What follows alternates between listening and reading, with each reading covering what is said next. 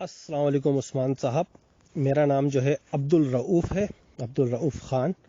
صحیح ہے. میں بھی آپ کی طرح پہلے مسلمان تھا. 17 سال پہلے مسیح کو قبول کیا ہے. چلیں وہ تو ایک دوسری بات ہے.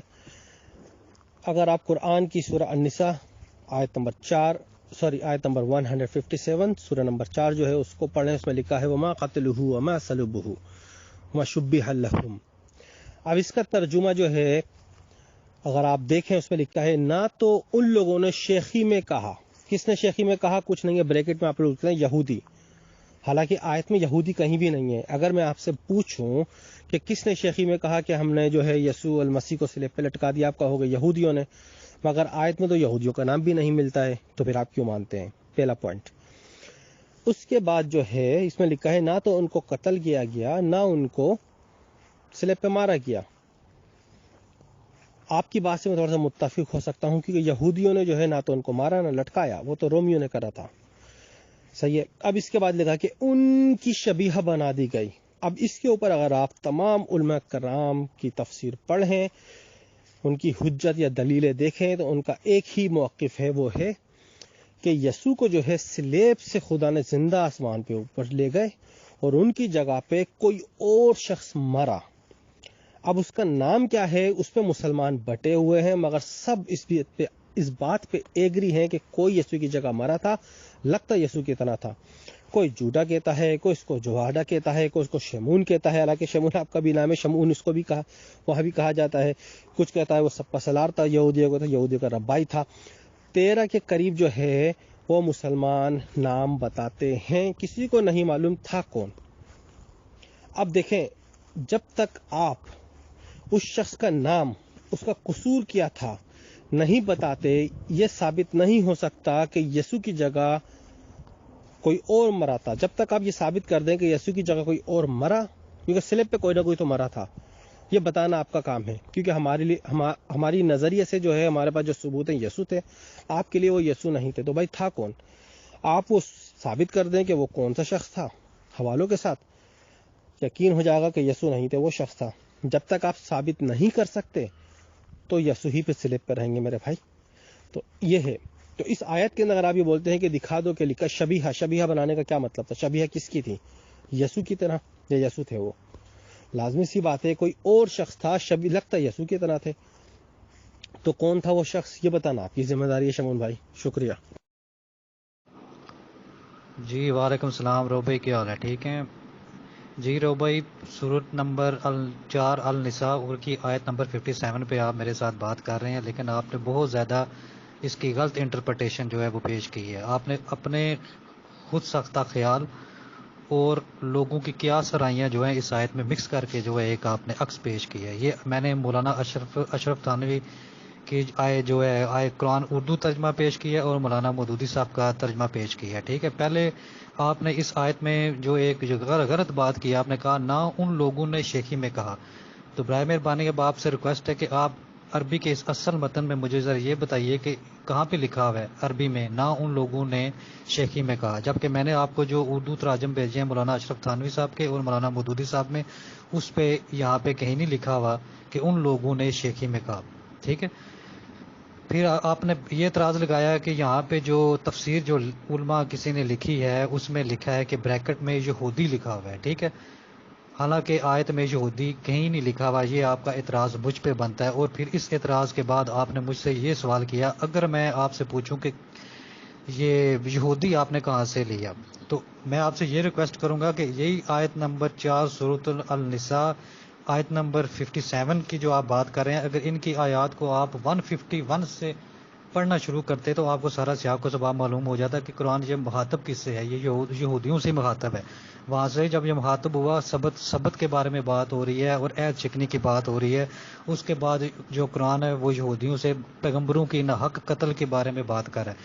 یہاں سے چلتے چلتے پھر بات آتی ہے کہ حضرت عیسیٰ علیہ السلام کے اوپر انہوں نے بہتان عظیم لگایا. تو اب آپ مجھے بتائیں کہ الہامی دعوے دار 3 ادیان اسلام، کرسچن اور یہودی نظم، ان میں سے کون سا ایسا ادیان ہے جو حضرت مسیح علیہ السلام کی والدہ محترمہ کے اوپر بہتان لگاتا ہے؟ تو یہ تو سب کو حقیقت روز روشن کی طرح کہ حضرت مریم علیہ السلام کے اوپر جو بہتان عظیم لگانے والے ہیں وہ یہودی ہیں اسلام کے ریکارڈ کے مطابق، اور یہودیوں کی تلمود کے مطابق اگر آپ نے پڑھی ہے تو وہاں تو دیکھیں تو بڑے بڑے وہاں پہ بکواسات انہوں نے لکھے ہوئے ہیں. ٹھیک ہے، تو اس سے یہ آپ کا یہ اعتراض تو بالکل غلط ہو گیا کہ آپ یہ کس طرح کہتے ہیں کہ یہ یہودیوں نے یہ سارا کچھ کیا. پھر اس کے بعد رو صاحب آپ نے جو ہے وہ اپنی طرف سے خود خیالی آپ نے یہاں پیش کی اس آیت کو لے کے کہ ان کی شبیہ بنا دی گئی. تو یہی میرا موقف تھا آپ کی وال کے اوپر کہ شبیہ اور مشتبہ اور جو ہے معاملہ شبہ میں ہونے میں یہ دو الگ چیزیں ہیں.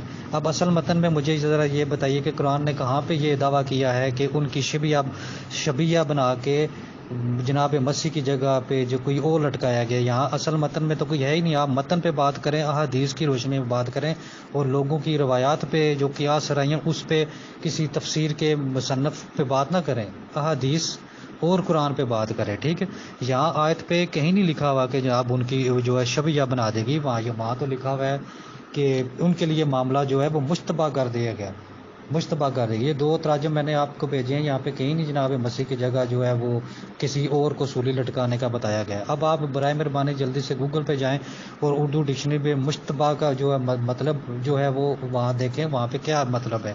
اور جو مشتبہ کا مطلب ہوتا ہے اس کا یہ مطلب ہوتا ہے کہ جس کسی واقعے کی صحت پہ آپ کو شک ہو کہ یہ واقعہ ایسا ہے تھا ایسا نہیں تھا، آپ اس میں کنفیوز ہیں، ہو بھی سکتا ہے اور نہیں بھی ہو سکتا، جس کے بارے میں یقین ہی نہ ہو، جو مشکوک آپ کے پاس جو ایویڈنس ہو اس کے بارے میں یہ لفظ استعمال ہوا ہے. قرآن کا کہیں دعویٰ نہیں ہے کہ ہم نے اس کی جگہ کسی اور کو لٹکا دیا. قرآن کا دو ٹوک صاف الفاظ میں یہ دعویٰ ہے کہ ان کے لیے معاملہ جو ہے مشتبہ بنا دیا گیا، ان کے لیے جو معاملہ شک میں بنا دیا گیا. یہ قرآن نے کہاں پہ لکھا ہوا ہے کہ ان کے عیسیٰ علیہ السلام کی جگہ پہ کسی اور کو صلیب دے دی، جبکہ ایسا تو کہیں لکھا ہی نہیں ہوا. پھر آپ نے سارے کو اور غلط بات کر دی کہ جس مرضی کی آپ تفسیر میں دیکھ لیں کہ ان کے متفق عقائد میں ہے. علماء جس کا متفق عقائد کا مطلب کیا ہوتا ہے کہ علماء جمہور کا عقیدہ ہوتا ہے کہ جو ہے جناب عیسیٰ علیہ السلام کی جگہ کسی اور کو جو ہے وہ جو ہے سولی پہ چڑھا دیا گیا. مولانا مودودی صاحب کی تفسیر میرے پاس موجود ہے، وہاں پہ جب اسی لفظ مشتبہ کے اوپر وہ بحث کرتے ہیں تو انہوں نے لکھا کہ ہمارے پاس ایسا کوئی ذرائع نہیں ہے کہ یہودیوں کے نزدیک یہ معاملہ کیوں جو ہے وہ شک و شبہات میں اور کیسے ہو گیا. لیکن قرآن کا جو دعویٰ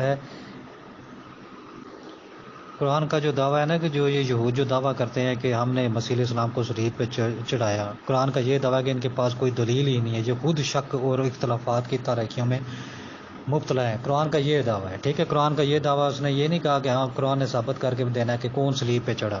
اور اس کے اگینسٹ جناب آپ کے سینٹ پول صاحب کا دعویٰ ہے کہ جناب اگر مسیح یسوع مسیح کی صلیب کی موت اور مردوں میں سے جی اٹھنے کا جو ہے وہ ڈیفینڈ نہ کر سکے تو یہ بھی مسیحیت کا جو فلسفہ اور جتنا بھی یہ آپ کی جو منادی ہے بالکل کھوکھلی ہے، اس کی کوئی ویلیو ہی نہیں. یہ آپ کا اب آپ کے اوپر ہے. ہمارا تو دعویٰ ہے کہ مسیح کو نہ صلیب ہوئی نہ قتل ہوئی، آپ کا دعویٰ ہے کہ مسیح کو صلیب ہوئی اور قتل ہوا. اور اب آپ نے اپنی اس دونوں دعووں کے جب ہم پرکھیں گے بائبل میں تو آپ نے مجھے ثابت کر کے بائبل سے دکھانا ہے کہ واقعی مسیح کی صلیب ہوئی یا نہیں ہوئی. ٹھیک ہے، پھر رو بھائی آپ نے اپنے بیان میں یہ کہا کہ جو جناب مسیح کو جو قتل ہے جو صلیب ہے یہ رومیوں نے کی، یہودیوں نے نہیں کی. لیکن آپ بڑی دیدہ دلیری سے یہودیوں کو ڈیفینڈ کر رہے ہیں، حالانکہ جنہوں نے مریم مقدسہ کے اوپر اتنے بہتان لگائے اور جنہوں نے یہ ساری چال بازی ڈرامہ گیری کر کے بائبل کے مطابق جناب مسیح کو صلیب تک پہنچایا.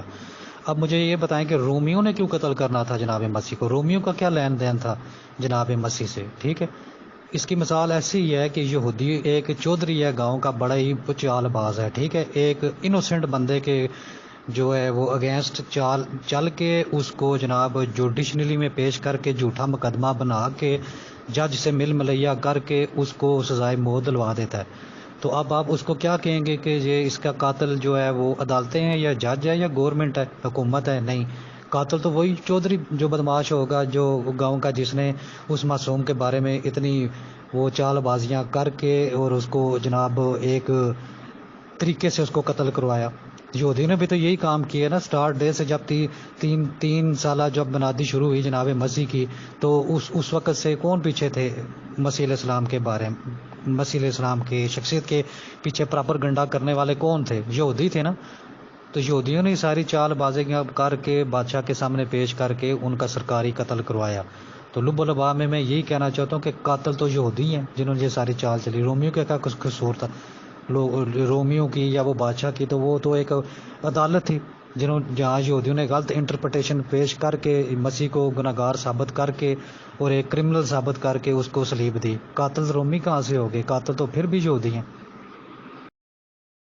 اب آپ کے سامنے رو بھائی میں نے یہ دو جو تراجم ہیں اردو تراجم جن کے ساتھ اصل متن عربی میں ہے، ٹھیک ہے. آپ اپنی وال میں بھی یہی بار بار دعویٰ کر رہے تھے کہ اس تراجم میں لکھا ہوا ہے کہ عیسیٰ علیہ السلام کی جگہ کسی اور کو لٹکا دیا گیا ہے. یہ میں نے آپ کے سامنے آیات کھول کے رکھ دی ہیں. یہاں پہ کہیں نہیں لکھا ہوا کہ عیسیٰ علیہ السلام کی کوئی تشبیہ بنا دے گی، ان کا کوئی متبادل وہاں پہ پیش کر دیا گیا. قرآن کا جو بیان ہے وہاں پہ یہ ہے کہ ان کے لیے معاملہ جو ہے وہ مشکوک ہو گیا، ٹھیک ہے. ان کے لیے وہ مشتبہ معاملہ کر دیا گیا جناب مسیح کے مصلوبیت کے حوالے سے. قرآن کی ان آیات کو 157 کو لے کے جو آپ نے وہاں پہ پوسٹ بنا کے لگائی ہے کہ یہ اسلام کہتا ہے کہ عیسیٰ علیہ السلام کی جگہ کوئی اور قتل ہوا، تو یہاں تو دور دور تک آپ مائکرو بھی رکھ کے مائکرو سکین کر کے بھی دیکھیں تو مجھے تو کہیں بھی کوئی زیر زبر نقطے میں کہیں بھی اصل متن میں نظر نہیں آ رہا کہ جہاں قرآن کا دعویٰ یہ ہو کہ ہم نے عیسیٰ علیہ السلام جگہ کوئی تشبیہ بنا کے کوئی اور بندہ رکھ دیا ہو. اس پہ ذرا روشنی ڈالیے. دوسری بات رؤوف صاحب کہ اگر کوئی عالم یا کوئی بھی بندہ قرآن کی اس آیت کو لے کے تفسیر میں یہ لکھتا ہے کہ یہودیوں کے لیے یا اس وقت لوگوں کے لیے معاملہ جو ہے وہ مشتبہ یا مشکوک کس طرح ہو گیا، تو یہ اگر کسی بندے نے تفسیر میں لکھی ہے کہ اس کی جگہ کچھ اور کسی کو لٹکا دیا گیا، ایسا کر دیا گیا، تو وہ استدلال کرتا ہے اسرائیلی روایات کے اوپر، ٹھیک ہے. یہ کچھ تو آپ کے گھر سے نکل کے آ رہا ہے نا کہ جناب جو ایفا کریفا جو اناجیل ہیں بے شمار، ٹھیک ہے. ایک مدت تک وہ لوگوں میں زمانے میں اس وقت رائج تھی، لوگ اس کو کلیسیاؤں میں پڑھتے تھے، اس کی تلاوت کرتے تھے، گھروں میں رکھتے تھے، اس پہ ایمان رکھتے تھے. اور جناب مسیح کے وہ آسمان پہ جانے سے کئی سو سال بعد تک لوگ جو ہے وہ اس چیز کے قائل تھے. مختلف اناجیل تھی، مریم کی انجیل ہوگی، پطرس کی انجیل ہوگی، اس طرح کی لمبی سی لسٹ ہے. اور ہر اناجیل میں اسرائیلی روایات جو اسی طرح چلی، یہ مختلف روایات مختلف اناجیل میں اسی طرح ہی آتی تھی کہ یہ ہو گیا. مثال کے طور پر پطرس کی انجیل ہے، اس میں تو ایسا ہے کہ وہ فوراً جو ہے وہ صلیب سے اترنے کے بعد جو ہے وہ ادھر جو ہے جناب مسیح جو ہے وہ اوپر آسمان پہ چلے گئے. اب یہ بھی تو اسرائیلی روایات ہے. پھر ایک اناجیل اور ہے، اس میں یہ ہے کہ جناب مسیح جو گئے وہ صلیب سے اترے تو وہ جناب وہ فوت نہیں ہوئے بلکہ کہ غار میں چھپ گئے، اور وہ مریم مگدلینی جو ہے وہ اس کے لیے سامان لے کے جاتی تھی، ایسا تھا ویسا تھا. یہ ساری روایات آپ کے گھر سے نکل کے آ رہی ہیں ایسی.